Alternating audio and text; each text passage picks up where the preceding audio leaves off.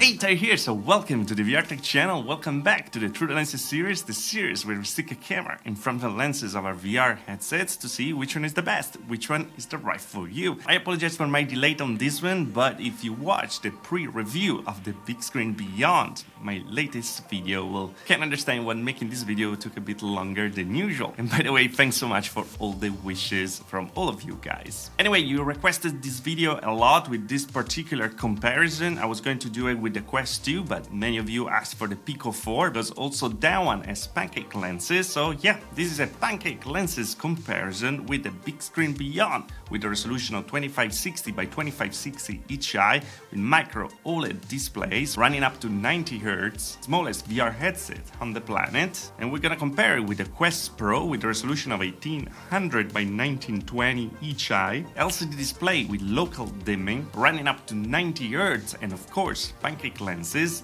and the Pico 4 with a resolution of 2160 by 2160 each eye, LCD display with pancake lenses running up to 90 Hz again. So as you can see, specs are very similar here, but yeah, there are gonna be some surprises. If it's your first time here, you need a reminder, this is not a science, these screens, these lenses are made for your eyes and not for the lenses of a camera. So take your conclusions, see what you wanna see, but we're gonna talk about it together at the end of the comparison. So well, let's enjoy it together and let's see what the future of optics looks like.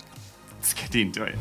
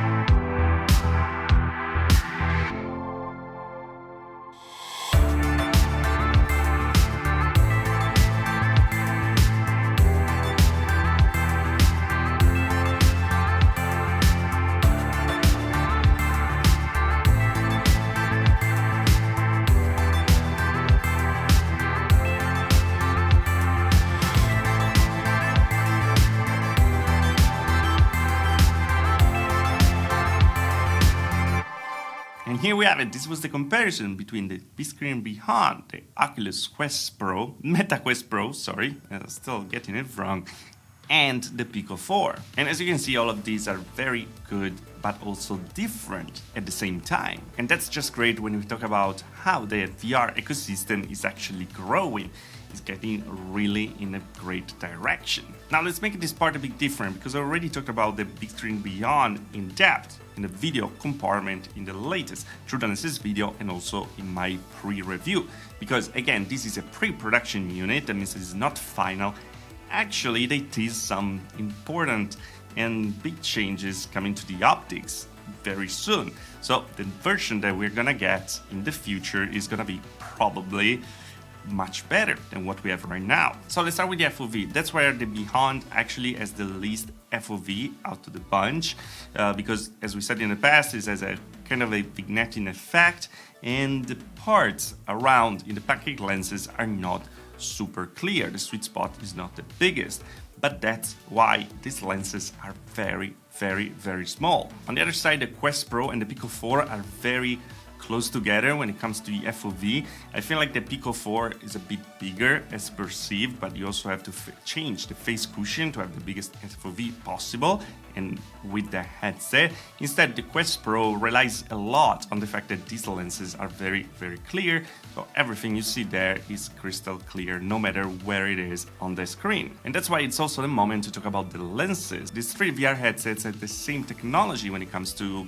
optics and lenses. They're all pancake lenses, so that means that the screen is very, very close to the lens, and that's why we don't have that bulky design. On the Beyond, this way of designing the headset is brought to its limit, where we have the smallest virtual reality headset available, and that's absolutely fantastic. But you can see that VR headsets are getting much smaller thanks to these lenses.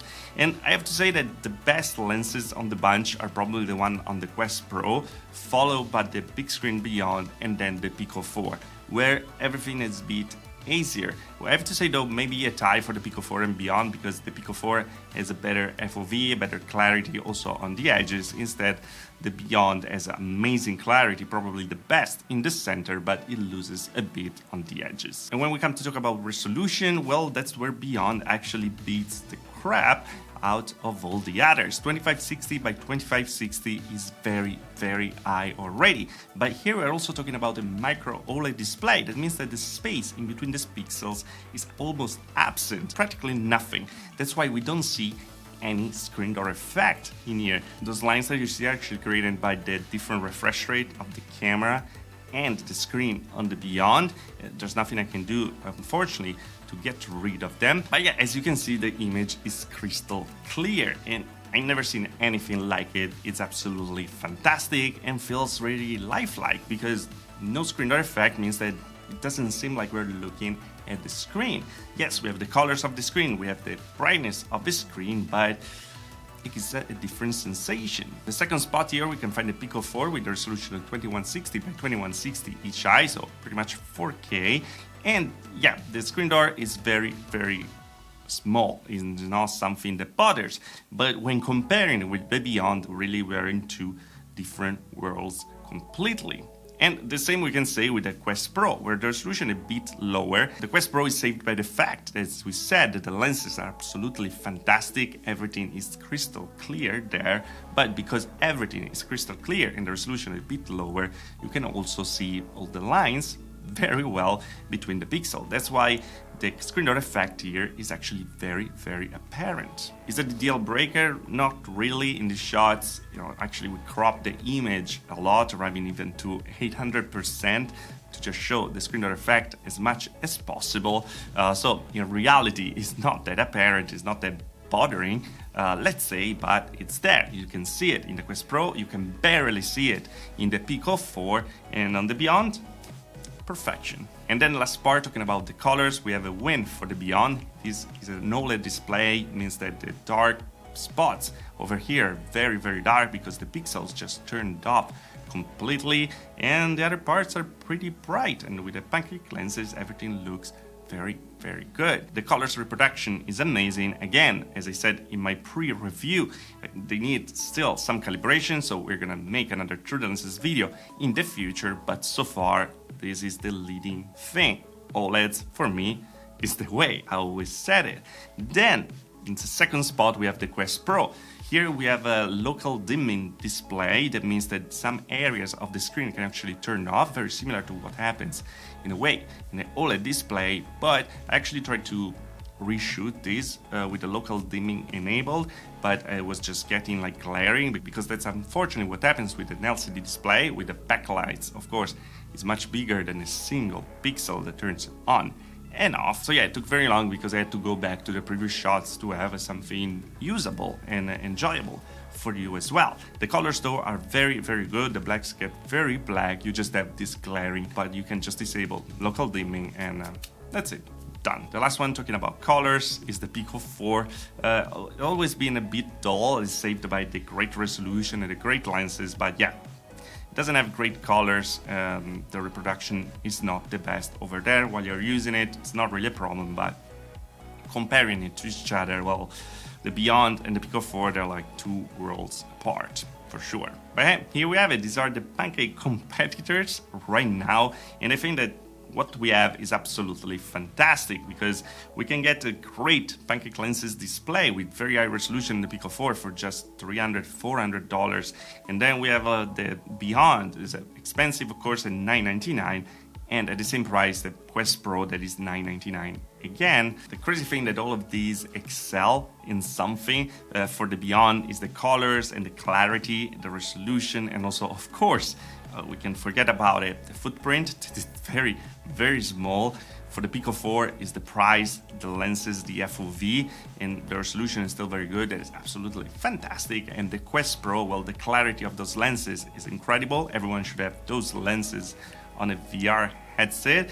The local dimming is a great idea to have a very fast display, and at the same time good colors, and that's what they achieved there. And let's anyway remember that the Quest Pro and the Pico 4 are standalone headsets, so they don't have a DisplayPort connection with the PC. You still have to stream, and so there's compression and decompression going on, so that's why we get a hit also in the image quality. Instead, the Beyond, well, is a true and true PC VR headset, so you get all the resolution there, and trust me, it looks amazing. But yeah, I think this is my longest video so far, so let's end it there. Which one we get, which one intrigues you the most? Let me know in the comment below. And as always, guys, if you liked the video, like. If you didn't like the video, dislike. Subscribe to the channel for more of VR tech. If you really love the channel, there's a join button on there. To learn further, also the Patreon. Thanks for all the patrons who join the channel, of course. And I see you guys in the next video. Thanks for watching.